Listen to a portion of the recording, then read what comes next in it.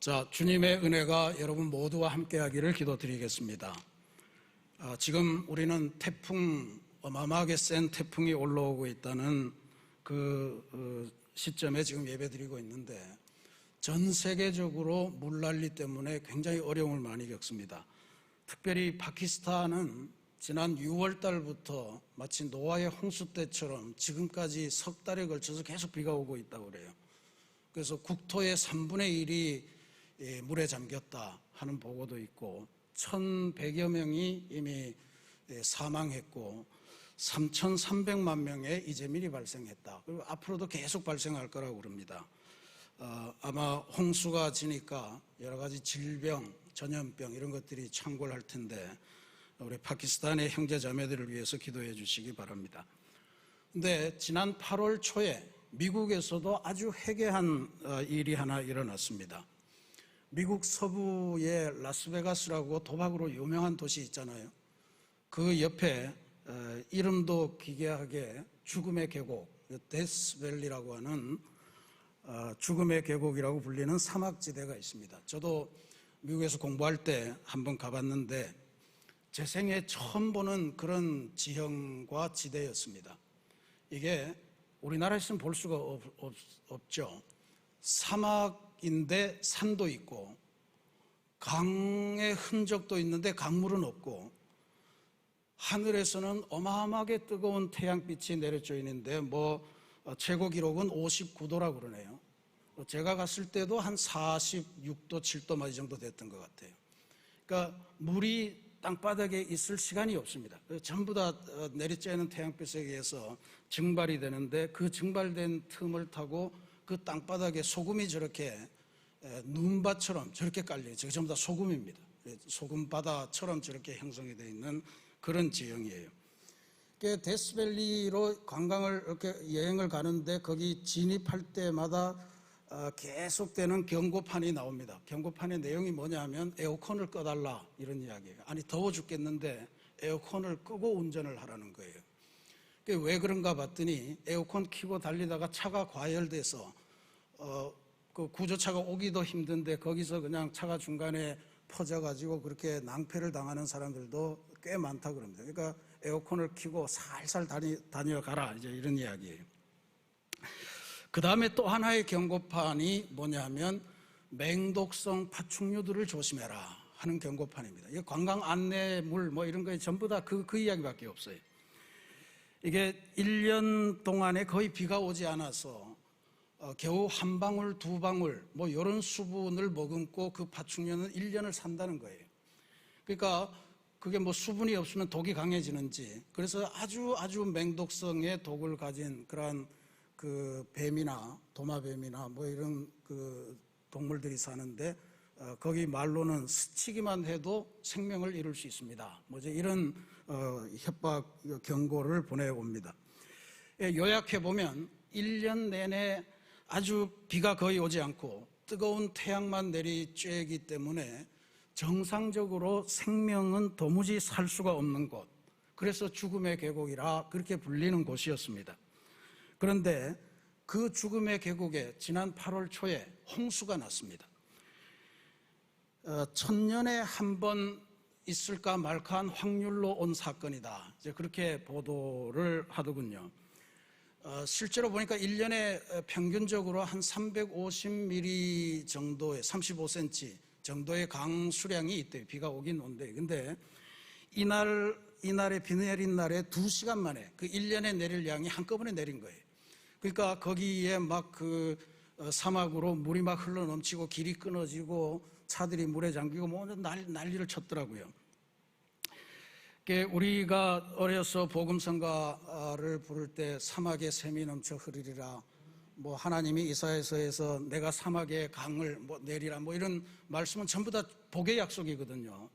풍요로운 삶에 대한 약속인데, 지금 미국에서 일어난 이 사막에 샘이 흐르고 강이 나는 거, 이거는 인류의 미래를 향해서 어마어마한 저주의 경고다라고 하는 것이 안타까운 이야기입니다. 너무 희한한 기후이변이 온 세계적으로 산불에, 지진에, 가뭄에 여러 가지가 많이 일어나기 때문에 그러려니 하는 분위기로 넘어갑니다만, 사실은 우리 지구의 내면에 심각한 문제가 생겼음을 또다시 경고하는 종소리다. 전 그렇게 생각하고 이걸 심각하게 받아들여야 된다, 그렇게 봅니다. 지금 우리 2022년 9월 달 우리는 삼위일체력을 따라서 창조절을 지키기 시작했습니다.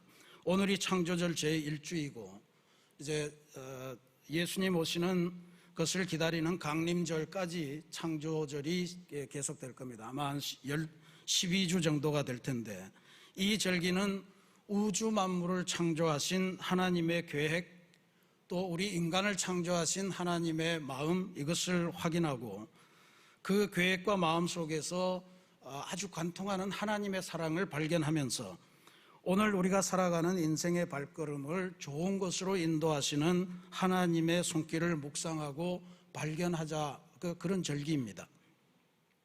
그런데 이렇게 상상도 못할 온갖 기후 재난이 일어나는 상황 속에서 창조절을 지키니까 더더욱 우리들에게는 중요한 의미로 다가오는 것 같다, 그렇게 믿습니다.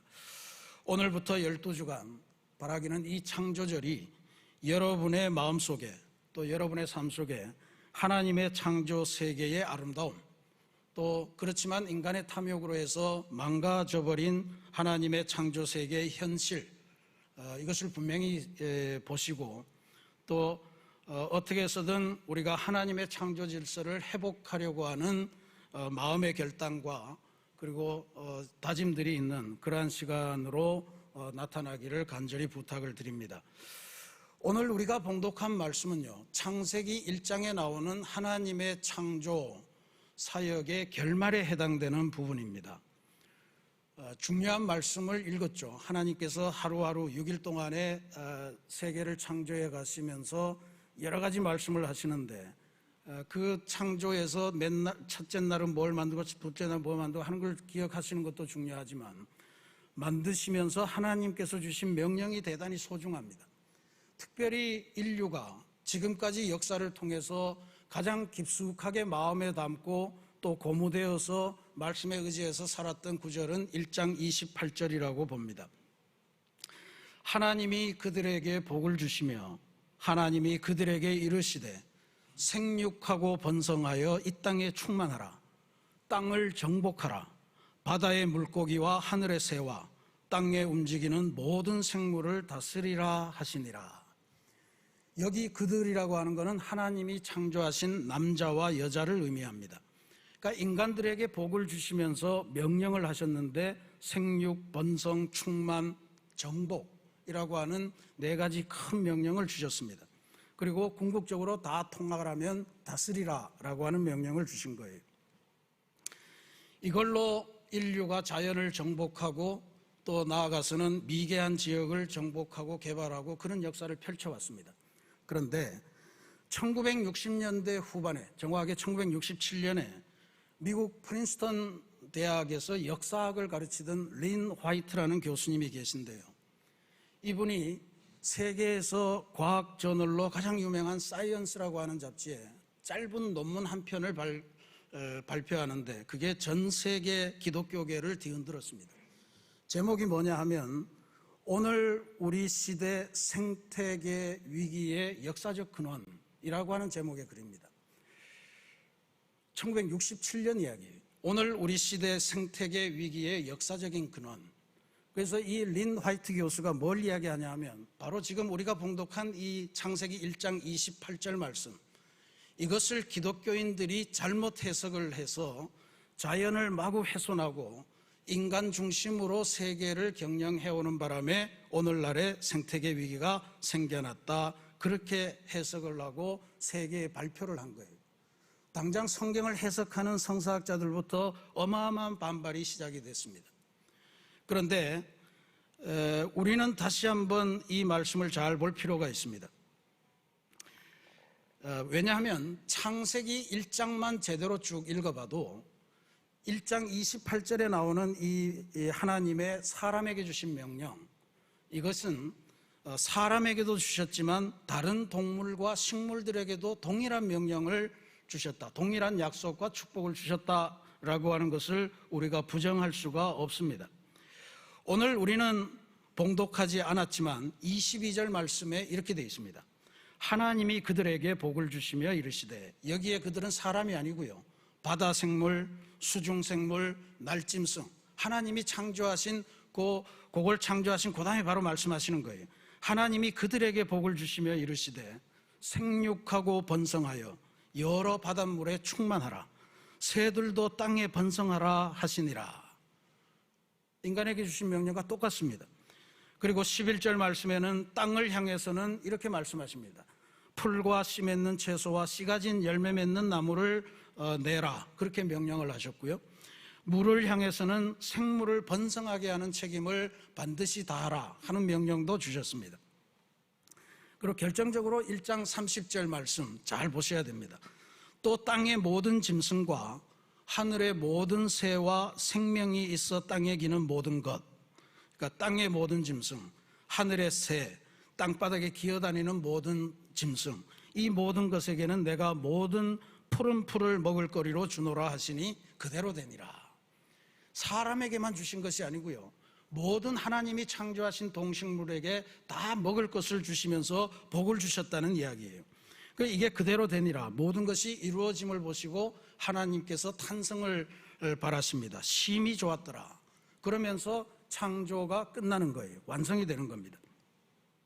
그러니까 이 말씀을 자세히 토파 보시면 하나님께서는 모든 피조물이 다 하나님의 것이고, 그들이 각자, 인간만이 아니고 각자 생육하고 번성하며 살아갈 수 있도록 시스템을 짜놓은 것이다. 그게 하나님의 창조 사역이다, 이렇게 볼 수 있습니다. 이 시스템을 우리가 오늘날 생태계 이렇게 부릅니다.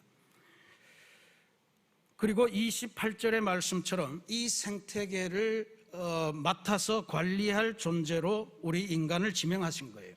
인간을 지명하셔서 생태계 관리에 책임을 맡겨주신 것입니다.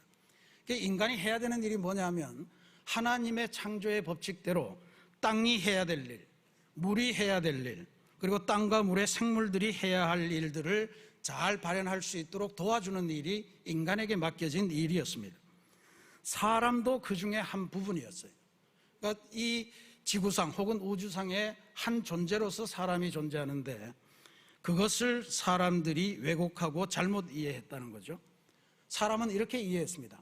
하나님께서는 세상을 창조하시고 그 세계 전체를 인간에게 다 주셨다, 그리고 인간이 알아서 다스리라고 하셨다, 그렇게 이해를 했습니다. 그래서 온 세상의 동식물을 너희들 마음대로 해라 라고 하는 것으로 잘못 이해했기 때문에 사람들이 함부로 동식물을 처리하고 생명을 유린하고, 또 아무데나 가서 밀림 같은 거 없애고 숲을 없애고 산을 없애고 골프장 만들고 이런 난리를 치면서 오늘날 이런 자연을 만들었다, 이런 이야기죠. 하나님의 뜻은 사라져버리고 인간의 욕망이 지배하는 것으로 하나님의 창조 세계를 만들어버린 것이 문제다. 그게 1967년에 린 화이트 교수가 이미 지적한 이야기예요. 말씀 속으로 조금 더 들어가 보겠습니다. 그래서 도대체 우리가 하나님의 형상을 따라서 지음받았다, 창조되었다고 하는데, 하나님의 형상이라고 하는 것은 하나님의 중심되는 속성이거든요. 하나님께서 우리 안에 담아주신 중요한 성품들, 영성 이런 거죠. 근데 그렇게 지음받은 인간이 왜 이렇게 하나님의 창조 세계를 망쳤는가, 무엇을 오해했는가 하는 것에 중점적으로 묵상해야 될 단어 하나가 있는데, 그게 바로 다스리라 라고 하는 내용입니다. 어떻게 말씀하셨냐 하면, 땅을 정복하라, 바다의 물고기와 하늘의 새와 땅에 움직이는 모든 생물을 다스리라, 인간에게 명하신 하나님의 명령이에요. 근데 이 다스리라 라고 하는 말이 문제입니다. 히브리어로 라다라고 하는 단어를 쓰는데, 히브리어 아람어 사전에 보면 이렇게 해석을 합니다. 이 동사 라다의 기본 의미는 지배하는 것이 아니다. 사실 이 단어는 목자가 양떼를 이끌고 다니는 것을 나타낸다. 목자가 양떼를 이끌고 다니는 것, 그것이 다스리라라고 하는 단어의 하나님의 명령의 참 의미다, 이런 거죠. 목자가 양떼를 이끌고 다니는 것은 무조건적인 지배가 아닙니다. 양들이 어떻게 하면 잘 클 수 있을까 해서 때로는 쉴만한 물가로 인도하고, 때로는 풍성한 초장으로 인도하고 쉴 때는 쉬게 하고 이렇게 하는 거 아니에요. 뭐 양떼를 데리고 다니다 배고프다고 그중에 한 놈 잡아서 먹고 그러고 가는 게 아니다 말이죠. 그건 나중의 일입니다. 근데 그게 예수님께서 말씀하신 선한 목자의 상이 아니에요. 목자는 양을 위해서 목숨을 버린다고 그러잖아요. 그러니까 양을 지키기 위해서 늘 수고하고 한 마리 이런 양이 있을 때는 100마리, 99마리를 제쳐두고 그 한 마리를 찾아서 헤매시는 분이 예수님이셨는데 너무 완벽한 모델이어서 우리가 담기는 쉽지 않습니다. 근데 사도 베드로도 초대교회 성도들에게 목자의 역할을 권면하면서 이런 권면을 한 적이 있습니다. 베드로전서 5장 2절부터 4절까지 말씀이에요. 너희 중에 있는 하나님의 양무리를 치되 억지로 하지 말고 하나님의 뜻을 따라 자원함으로 하며 더러운 이득을 위하여 하지 말고 기꺼이 하며 맡은 자들에게 주장하는 자세를 하지 말고 양무리의 본이 되라. 그리하면 목자장이 나타나실 때에 시들지 아니하는 영광의 간을 얻으리라. 공동 번역 성경을 보면 훨씬 더 쉽게 이해를 할 수 있습니다. 하나님께서 여러분에게 맡겨주신 양떼를 잘 치십시오. 그들을 잘 돌보되 억지로 할 것이 아니라 기쁜 마음으로 하십시오. 여러분에게 맡겨진 양떼를 지배하려 들지 말고 오히려 그들의 모범이 되십시오. 그러면 목자의 으뜸 되신 그리스도가 나타나실 때에 여러분은 시들지 않는 영광의 월계관을 받게 될 것입니다. 그러니까 양떼를 지키는 마음, 그게 만물을 다스려라 라고 하는 하나님의 명령의 본뜻이었다는 거죠. 그러니까 다스리다 라고 하는 말은 실질적인 의미로 보면 섬기다, 돌보다 라고 하는 의미가 강하다는 것을 알 수가 있습니다. 그리고 다스리라고 하는 하나님의 명령은 사람이 동물에게만 하는 것이 아니고 사람이 온 하나님의 창조 세계를 향해서 가져야 될 원칙이 다스리라, 섬기라, 돌보라, 양육하라 라고 하는 이런 말이었다는 것을 알 수가 있습니다.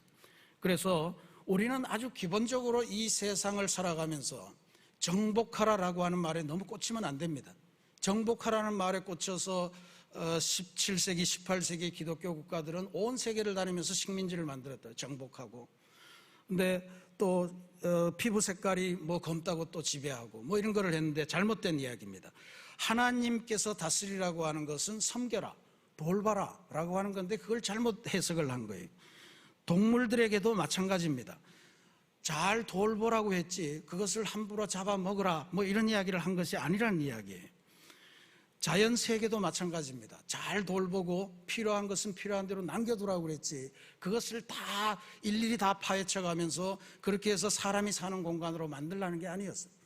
원래 인간은 이 지구상의 10%만 차지하면서도 살 수 있는 종족이었는데 오늘날은 80%를 쓰고 있대잖아요. 그 밀림을 다 헤집고 돌아다니다 보니까 밀림에 있던 바이러스들이 튀어나와서 코로나19가 되고 또 메르스가 되고 에볼라가 되고 이렇게 되는 그런 과정을 우리가 지금 직접 겪고 있는 중입니다.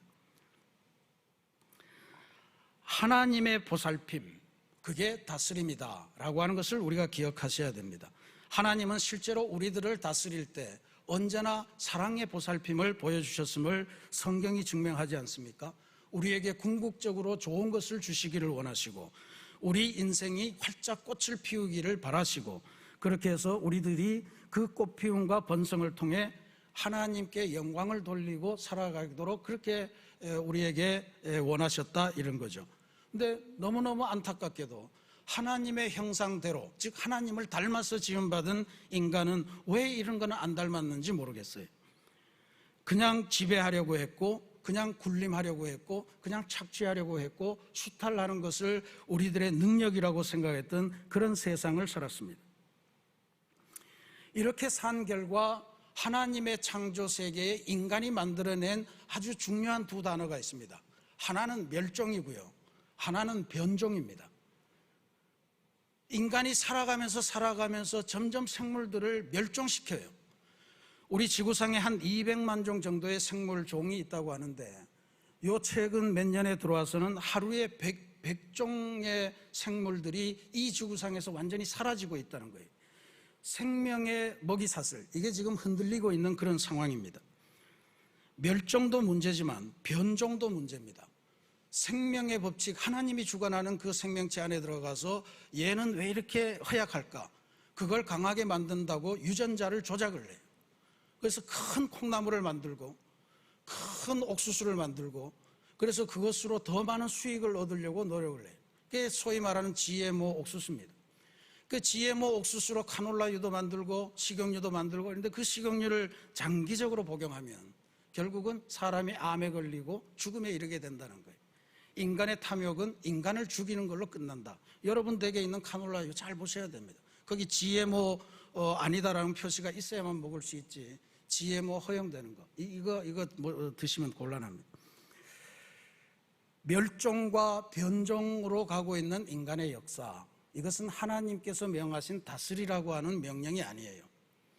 하나님께서 명하신 다스리라는 건 돌보라는 것이지 이득을 취해라, 뭔가 큰 성과를 내라 이런 게 아니었습니다. 지배하라, 억압하라 이런 게 아니었다는 이야기. 사랑하는 우리 새신교회 성도 여러분, 오늘 창조절 제1주 말씀을 통해 이 깨달음 하나만 가슴에 담고 가시기를 바랍니다.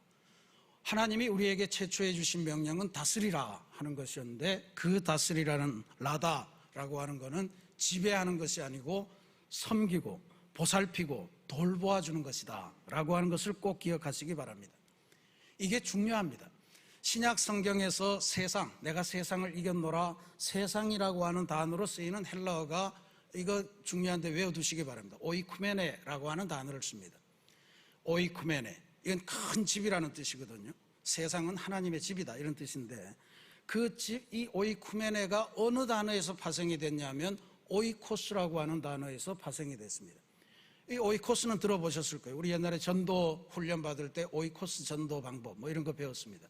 오이코스가 뭐냐? 가족이라는 뜻이에요. 가족.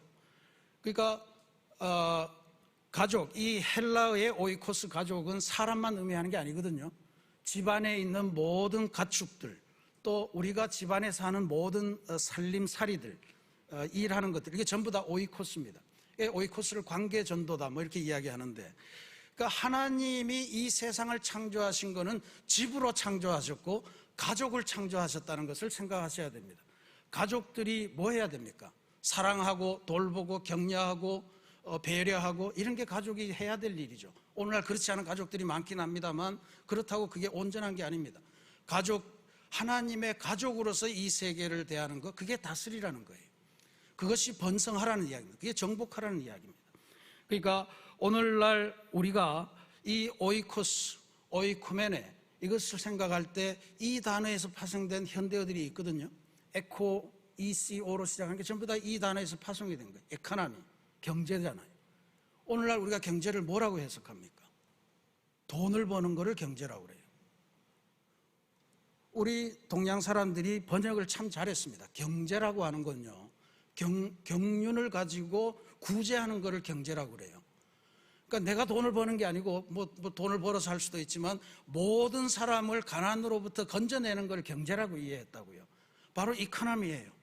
우리는 가족이기 때문에 더불어 살아야 된다라고 하는 걸 이야기하는 게 경제라고요. 근데 오늘날 우리가 욕망이 앞서다 보니까 내가 돈을 버는 것, 적은 노력을 들여서 더 많은 이윤을 얻는 것을 경제적이라고 이야기하잖아요. 틀린 이야기입니다. 또 여기에서 나온 게 이콜로지, 이게 생태계, 생태학 이런 뜻입니다. 그러니까 우리가 지금 생태계라고 하는 거는 하나님의 집, 하나님의 가족, 이 단어를 의미하는 것임을 성경이 고스란히 보여주는 거예요. 그러니까 우리가 자연세계, 하나님의 창조세계를 대할 때, 미물을 대할 때조차도, 나무 하나를 대할 때조차도 하나님께서 나에게 주신 가족이구나 하는 생각을 갖고 그것을 사랑하고 돌보고 보살피는 심정으로 살아야 됩니다. 여러분들 가정에 있는 반려견들 얼마나 사랑하십니까? 유독 근데 그 동물만 사랑하면 안 된다는 이야기죠. 오늘 우리에게 주어지신 하나님의 창조 세계를 가족처럼 돌보고 사랑하는 그러한 자세, 다스리라는 하나님의 명령은 지배하라고 군림하라는 것이 아니고 돌보고 배려하고 또 사랑을 베풀고 섬기는 것이다 라고 하는 것을 다시금 기억하시길 바랍니다. 바라기는 이번 창조절 12주를 통해서 하나님의 창조 세계를 다스리라 하는 하나님의 명령을 온전히 알아들으시고 그 명령을 가슴에 담고 이 세상에서 선한 목자로서 창조 세계 전체를 잘 섬기되, 그래도 중요한 것은 사람입니다. 우리 주변의 교우들을 사랑하고 또 우리 주변의 이웃들을 사랑하고 특별히 사회 안에서 힘겨운 사회적 약자를 돌보고 섬기면서 하나님의 집에 생명이 충만하게 되는 그러한 역사, 그러한 세계를 만들어 가시는 아름다운 청지기, 관리인, 그리스도인들이 되시기를 주님의 이름으로 축원합니다. 같이 기도하겠습니다.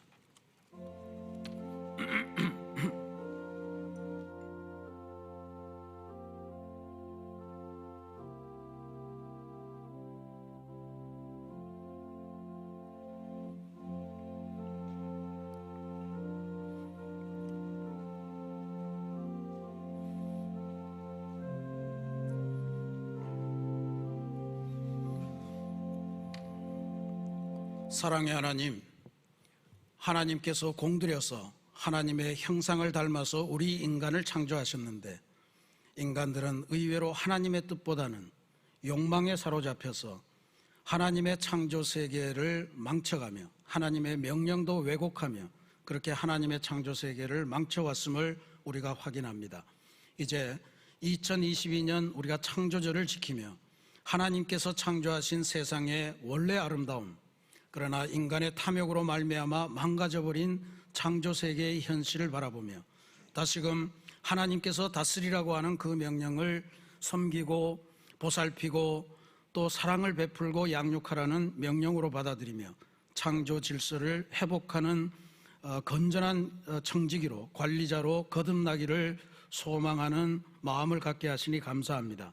이제 우리들이 하나님의 창조세계를 새롭게 하는 그러한 아름다운 청지기로서의 사명을 잘 감당케 도와주시고 하나님의 가족인 이 지구를 함께 보면서 모두가 더불어서 살아가는 아름다운 세계를 만들어가는 귀한 하나님의 창조의 파트너가 되게 인도하여 주옵소서. 예수님의 이름으로 기도합니다. 아멘.